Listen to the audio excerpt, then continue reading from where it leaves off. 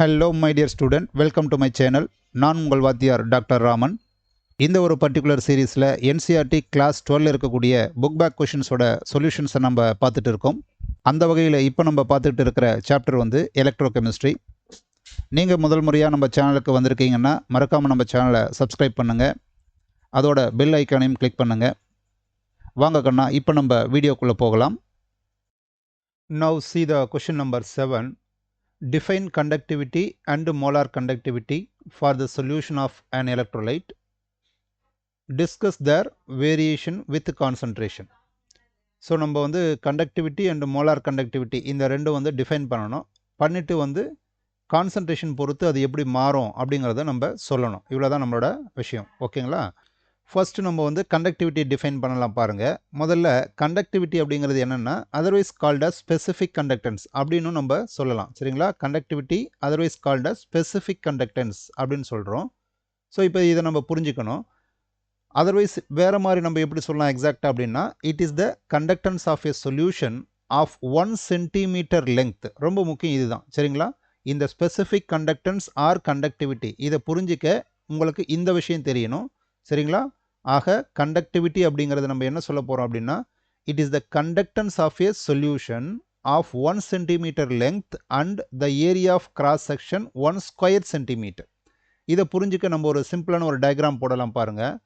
இந்த கண்டக்டன்ஸ் மெஷர்மெண்ட்டில் நமக்கு வந்து இந்த மாதிரி ஒரு ஸ்ட்ரிப்பு வந்து கொடுத்துருப்பாங்க. இந்த மாதிரி 2 ஸ்ட்ரிப் இருக்கும். இப்போ இதில் என்ன சொல்கிறாங்கன்னா, இந்த 1 சென்டிமீட்டர் லெங்த் அப்படின்னு சொல்கிறாங்க பாருங்கள். இந்த ரெண்டுத்துக்கும் இடைப்பட்ட அந்த டிஸ்டன்ஸ் வந்து 1 சென்டிமீட்டர் லெங்த் இருக்கணும். இந்த ஒரு ஸ்ட்ரிப்போட ஏரியா வந்து நமக்கு 1 ஸ்கொயர் சென்டிமீட்டர் இருக்கணும். இதுதான் ஐடியா. இதை நீங்கள் கரெக்டாக வந்து இந்த மாதிரி ஒரு ராடு வச்சு நம்ம, தட் இஸ் மெட்டலிக் வயரை வச்சு நம்ம எலக்ட்ரிக்கல் சர்க்யூட்டெல்லாம் நம்ம கொடுக்கலாம். இதை நீங்கள் கரெக்டாக கனெக்ட் பண்ணும்போது உங்களுக்கு எக்ஸாக்டாக வந்து 1 சென்டிமீட்டர் கியூப் அப்படிங்கிற மாதிரி உங்களுக்கு கிடைக்கும். ஏன்னா இந்த டிஸ்டன்ஸ் வந்து நமக்கு 1 சென்டிமீட்டர், இதோட ஏரியாவும் நமக்கு 1 சென்டிமீட்டர் அப்படின்னு சொல்கிறாங்க. அப்படின்னா இந்த டைமென்ஷனும் நமக்கு 1 சென்டிமீட்டர் இருக்கணும், அண்ட் இதுவுமே வந்து நமக்கு 1 சென்டிமீட்டர் இருக்கும். ஆக இதை நீங்கள் எல்லாம் வந்து கனெக்ட் பண்ணும்போது பார்த்தீங்கன்னா எக்ஸாக்டாக நமக்கு ஒரு கியூபிக்கல் ஷேப் வந்து நமக்கு கிடைக்கும். இந்த கியூபில் வந்து 3 டைமென்ஷனுமே நமக்கு 1 சென்டிமீட்டர் இருக்கும்.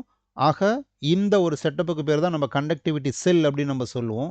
இதை வந்து நம்ம ஒரு எலக்ட்ரோலைட்டிக் பாத்தில் அந்த தொட்டிக்குள்ளே வச்சு நம்ம எடுக்கிற எலக்ட்ரோலைட்டில் வச்சு நம்ம வந்து கண்டக்டன்ஸை வந்து மெஷர் பண்ணுவோம். அப்படி மெஷர் பண்ணுறக்கூடிய கண்டக்டன்ஸ் வந்து எதை பொறுத்து நம்ம பேசுகிறோம் அப்படின்னா, இந்த வால்யூமுக்குள்ளே இருக்கிற அயான்ஸோட கண்டக்டன்ஸை தான் நம்ம வந்து ஸ்பெசிஃபிக் கண்டக்டன்ஸ் அப்படின்னு நம்ம சிம்பிளாக சொல்கிறோம். ஓகேங்களா?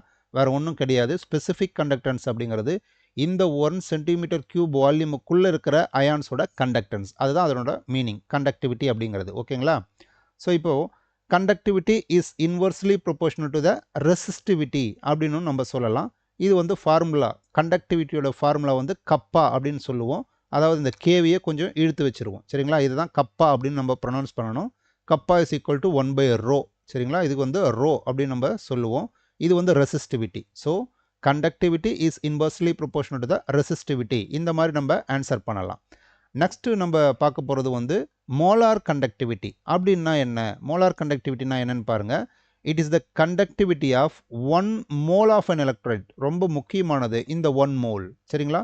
1 mole of an electrolyte is kept between the 2 electrodes. Again இந்த இடத்துல நம்மளோட சொல்யூஷன், நம்ம வச்சுருக்கிற சொல்யூஷனில் இந்த மாதிரி நீங்கள் டிப் பண்ணும்போது இந்த 2 எலக்ட்ரோட்ஸுக்கு இடையில் இருக்கிற அந்த சொல்யூஷனோட கான்சன்ட்ரேஷன் வந்து 1 மோலாக இருந்தால் அப்போ கிடைக்கிற கண்டக்டன்ஸுக்கு பேர் மோலார் கண்டக்டிவிட்டி.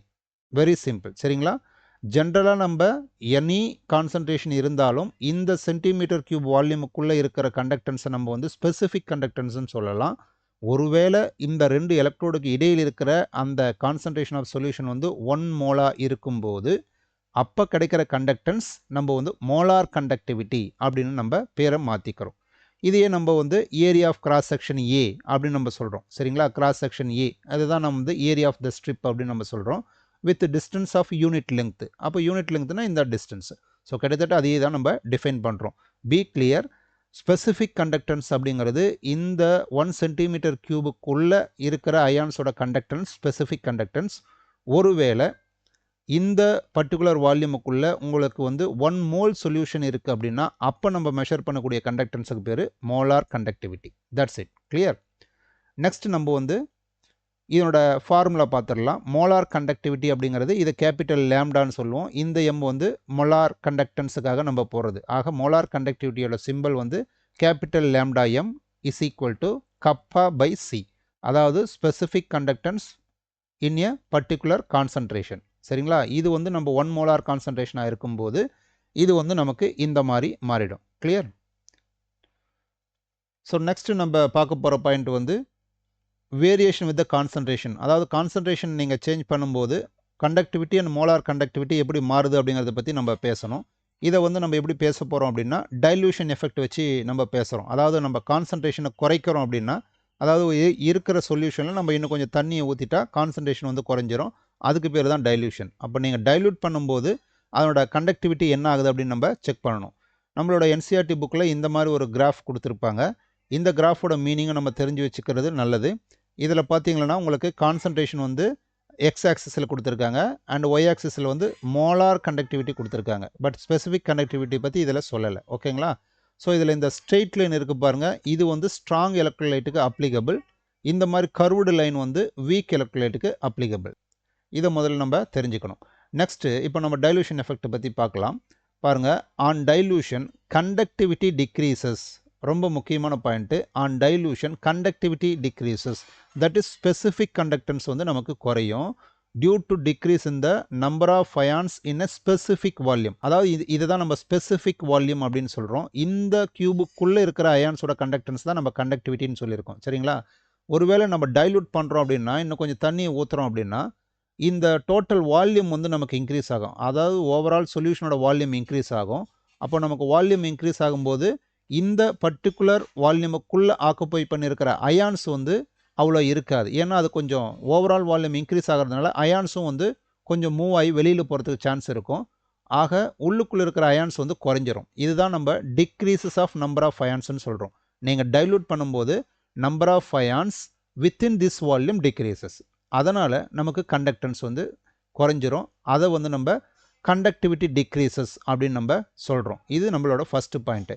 இப்போ மோலார் கண்டக்டிவிட்டி என்ன ஆகுதுன்னு பாருங்கள். On dilution molar conductivity increases. நல்லா நோட் பண்ணணும். Conductivity decreases but molar conductivity increases. இதுக்கு என்ன ரீசன் சொல்கிறாங்கன்னா, due to increases in the volume. நீங்கள் வால்யூம் இன்க்ரீஸ் பண்ணுறீங்க, அதாவது டைல்யூஷன் பண்ணும்போது வால்யூம் ஓவரால் வால்யூம் இன்க்ரீஸ் ஆகும். அப்படி இன்க்ரீஸ் ஆகும்போது அயனிக் மொபிலிட்டியும் இன்க்ரீஸ் ஆகும். சரிங்களா? த increase in volume increases the ionic mobility. அப்படின்னா என்ன சொல்ல வர்றாங்க அப்படின்னா, நீங்கள் ஓவரால் சொல்யூஷன் டைல்யூட் பண்ணும்போது வால்யூம் இன்க்ரீஸ் ஆகும். அப்படி வால்யூம் இன்க்ரீஸ் ஆகும்போது ஒவ்வொரு அயான்ஸோட மூவ்மெண்ட் வந்து கொஞ்சம் ஃப்ரீயாக இருக்கும். ஃப்ரீ மூவ்மெண்ட் இருக்கும், ரொம்ப ஃபாஸ்ட்டாக மூவ் ஆகும். ஃப்ரீ மூவ்மெண்ட் இருக்கும்போது நமக்கு இன்னும் கொஞ்சம் எக்ஸ்ட்ரா கண்டக்டிவிட்டி கிடைக்கும். அதுதான் நம்ம வந்து அயனிக் மொபிலிட்டி அப்படின்ற ஒரு பாயிண்டில் சொல்கிறோம். மொபிலிட்டின்றது மூவ்மெண்ட். அது வந்து நமக்கு நல்லா இருக்கும்போது கண்டக்டன்ஸ் வந்து இன்க்ரீஸ் ஆகும். ஸோ மோலார் கண்டக்டிவிட்டி அப்படிங்கிறது எப்படியா இருந்தாலும் நீங்கள் மோலார் கண்டக்டிவிட்டி அப்படின்னு சொன்னாலே நமக்கு வால்யூம்ன்றது பெரிய விஷயம் கிடையாது. பட் இந்த வால்யூமுக்குள்ளே இருக்கக்கூடிய அயான்ஸ் வந்து நமக்கு 1 மோல் சொல்யூஷனாக இருக்கணும்.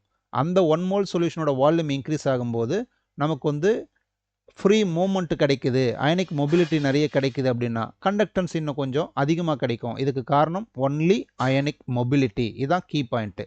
சரிங்களா? இந்த விஷயம் எழுதினாலே போதுமானது. ஓகேவா?